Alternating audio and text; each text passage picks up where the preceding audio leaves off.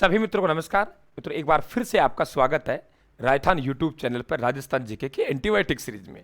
देखिए, मारवाड़ चित्र स्कूल में हमारी दो चित्रशैली रह गई थी, जैसलमेर और नागौर। साथियों, बहुत ध्यान सुनना है। जैसलमेर चित्रशैली की बात करें हम लोग तो जैसलमेर की चित्रशैली मूल की मूल है, यानी साथियों यहाँ भारी चित्रशैलियों का प्रभाव नहीं है। ये ध्यान रखें आप लोग। पहला पॉइंट, कौन सी चित्रशैली पे भारी चित्रशैलियों का प्रभाव नहीं रहा है, तो हम लोग कहेंगे जैसलमेर चित्रशैली साल मूल का मूल है। इसका मतलब सर्वाधिक विकास हुआ है मूल राज द्वितीय। जैसलमेर चित्रशैली भारी चित्रशैली का प्रभाव नहीं है, मूल की मूल है। इसका मतलब मूल राज द्वितीय के समय सर्वाधिक विकास हुआ है। साथियों, यहां जो चित्र मिलता है लोद्रवा की राजकुमारी मूमल का चित्र मिलता है। अब आप एक बात आपको ध्यान रखनी पड़ेगी मित्रों, यहां मूमल है, दाढ़ी मूछों का चित्रण है।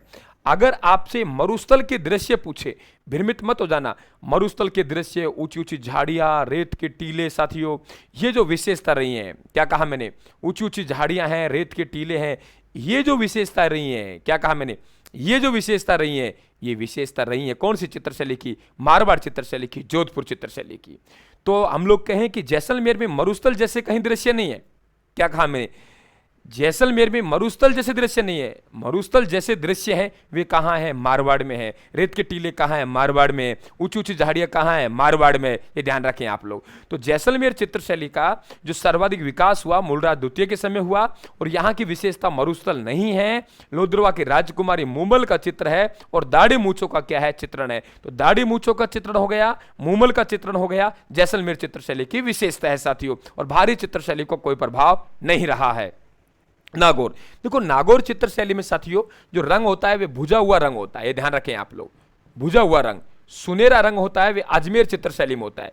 तो भुजा हुआ रंग का इस्तेमाल किया जाता है नागौर चित्रशैली में।